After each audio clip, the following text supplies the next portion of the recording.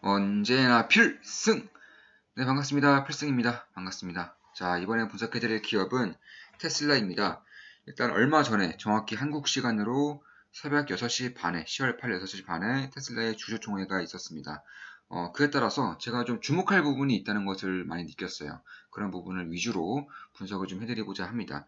일단 주주총회에서 나온 그런 답변들을 통해서 제가 좀 관심이 있을 만한 부분을 먼저 말씀을 드리겠습니다. 가장 먼저 제가 관심 있는 부분은 물론 제가 텔레그램 방 분들에게도 말씀드렸지만 저는 사이버 트럭을 예약을 했어요. 대략 한 5대가량을 예약했고 가장 좋은 시나리오로는 이 트럭들을 통해서 이제 사업을 할 수 있다던가 아니면 더욱더 비싼 가격에 리셀링을 할 수 있게 되기 때문에 그런 것들 위주로 제가 보고 있어서 좀 사이버 트럭을 좀 봤습니다.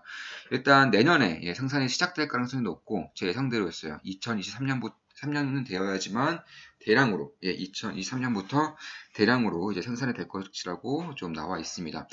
그렇다라는 것은 지금 당장 이제 예약을 하더라도 2025년 이후에 이제 테슬라 사이버 트럭을 받아볼 수 있다는 것이고 아마 출시가 된 이후에 어느 정도의 신드롬이 발생한다면 그때 부랴부랴 사이버 트럭을 예약을 하더라도 빨라봤자 2028년 하반기나 2030년 정도에 이제 받아볼 수 있을 것이다. 저는 이렇게 생각을 하고 있습니다. 따라서 이런 시기의 차이로 인해서 이 사이버 트럭을 먼저 예약했다는 것만으로도 저는 투자 기회가 있다라고 보고 있습니다. 그 외에도 뭐 주식 분할이라던가 혹은 이제 4680 배터리 생산이라던가 이쪽에 좀 나왔었는데 그러니까 주식 분할 같은 경우는 아직은 생각이 없다라고 밝혔어요. 더불어서 배당도 아직 생각이 없다라고 밝히고 있습니다. 4680 배터리 같은 경우는 이제 올해는 아니지만 내년 정도부터는 생산이 가능할 것이라고 보고 있고 특히 이제 텍사스 이제 기가 팩토리 같은 경우는 텍사스 기가 팩토리 같은 경우는 이제 4680을 위주로 한 그런 자동차의 생산이 가능할 것이라고 발언했습니다. 이건 굉장히 중요한 이슈예요. 배터리를 내재화한다는 것 자체만으로도 다른 전기차 기업들과 완전히 다른 그런 제조의 품질이라던가 제조 그런 경쟁력을 가질 수 있기 때문에 상당히 중요한 이슈다. 실제로 일론 머스크 같은 경우에도 이 테슬라의 최대 강점 중 하나가 바로 이 제조 기술이라고 말했습니다. 대부분 예상하기를 뭐 AI라던가 자율주행 기술이라던가 이런 것들을 좀 말하지 않았을까 이렇게 생각을 하겠지만 가장 먼저 대답한 것이 바로 이 제조 기술이다 이렇게 발언했습니다. 이것은 즉슨 4680 배터리에 대한 자신감을 굉장히 좀 강하게 내비친 거예요. 4680 배터리의 내재화를 가능성과 그리고 이를 통한 대량 생산을 꽤나 좀 강하게 내비쳤다 이렇게 보시면 될 것 같습니다. 아마 올해가 AI 데이에서 테슬라의 주목도가 가장 끌었다면 내년부터는 본격적인 실적 성장과 더불어서 이 4680 전기차 배터리에 대한 내재화가 가장 이슈가 되지 않을까 개인적으로는 그렇게 보고 있습니다. 그리고 이제 텍사스 베럴이라던가 이런 이제 기가 팩토리가 상당히 좀 가시권에 와 있어요. 더불어서 뭐 인도도 마찬가지고 새로운 기가 팩토리를 계속적으로 짓겠다라고 밝히고 있습니다. 실제로 70% 이상의 그런 이제 차량 생산량을 보이고 있는데 매년 40% 이상을 2030년까지 이룰 수 있을 것이며 그때가 되면 테슬라의 자동차는 2천만 대가 넘을 것이라고 일론 머스크가 몇 년 전부터 이제 발언하고 있어요. 그때는 그 누구도 믿지 않았죠. 그때는 저조차도 믿지 않았습니다. 다만 진짜로 이런 70%라는 가히 이제 제조업체라는 특성상 가히 압도적인 그런 성장력을 보이고 있는 것은 맞고요.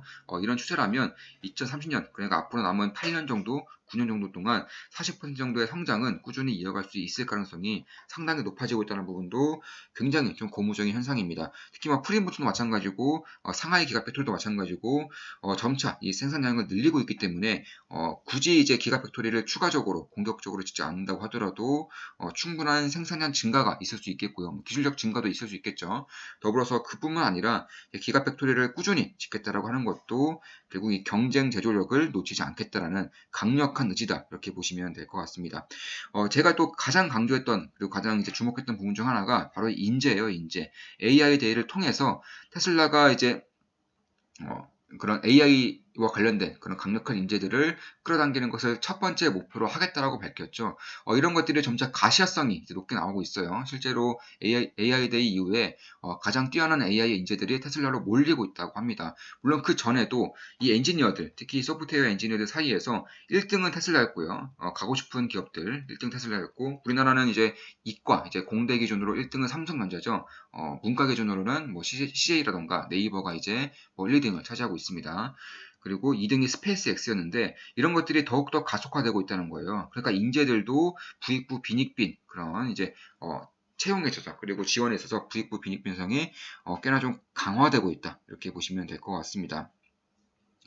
그뿐만 아니라 이제 솔라루프라고 이제 테슬라에서 이제 태양광 시스템을 이제 밀고 있는 것도 있는데, 사실 지금까지 여기에 대한 투자가 그렇게 강력하지는 않았어요. 저도 테슬라에 투자를 하면서 꾸준히 봤었던 그런 분야 중 하나인데, 아직까지는 강력하지 않은 것 같습니다. 다만 이날 이제 테슬라 주주총회에서 밝힌 부분 중에 하나가, 솔라루프는 여전히 테슬라가 좀 잘 해내고 있고 꾸준히 성장을 시킬 준비가 되어 있다고 밝히고 있습니다. 물론 여기에 따른 숫자는 아직 나오고 있진 않아요. 저도 이 부분을 보고 있는데, 사실 솔라루프에 대한 것들은 어느 정도 놓았나? 네, AID라던가 혹은 하드웨어, 로봇 쪽에 더욱더 치중할 생각인가라고 생각을 했었지만 주주총회에서는 전혀 아니다라고 이제 밝힌 겁니다. 그러니까 솔라루프에 대한 그런 것들도 충분히 이제 가능성 있게 성장을 하고 있다라고 밝히고 있는 부분입니다.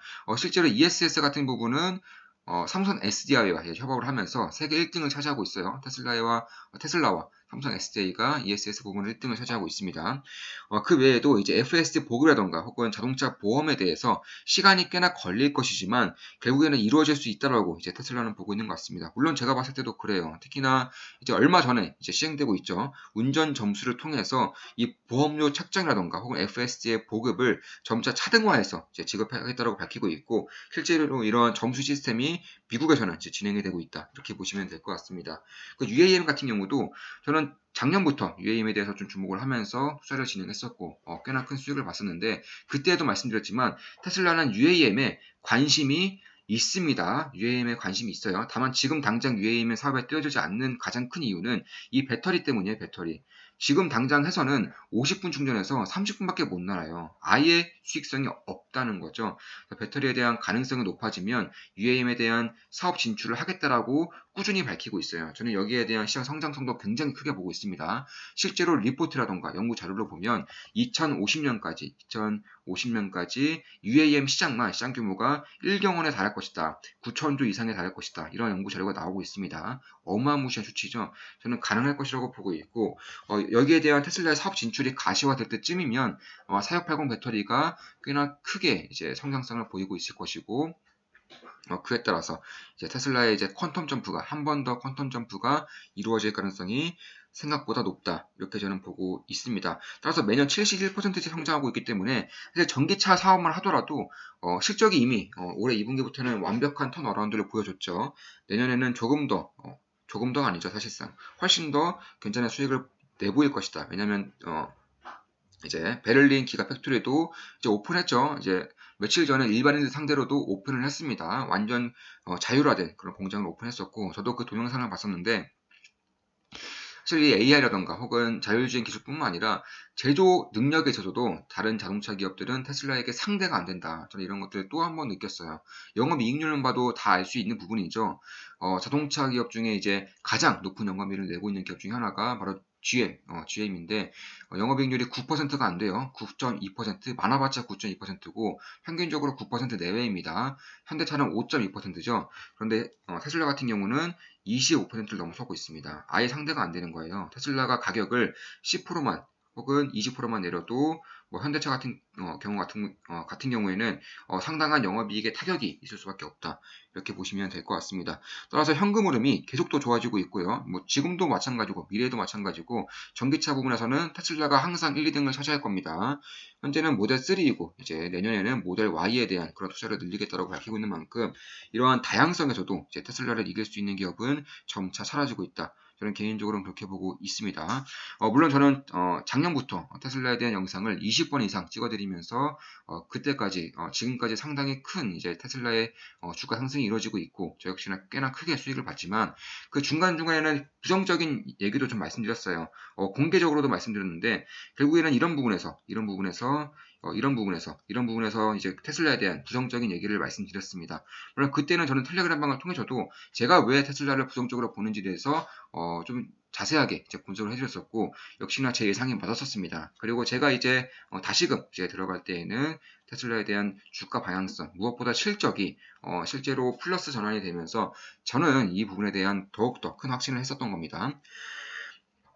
또한 그뿐만 아니라 이제 배터리데이 때 이제 용도 3일로 끝난 배터리데이가 점차 이제 기술로서 좀 보이고 있는 부분이 있어서 이 부분도 저는 굉장히 좋게 보고 있습니다.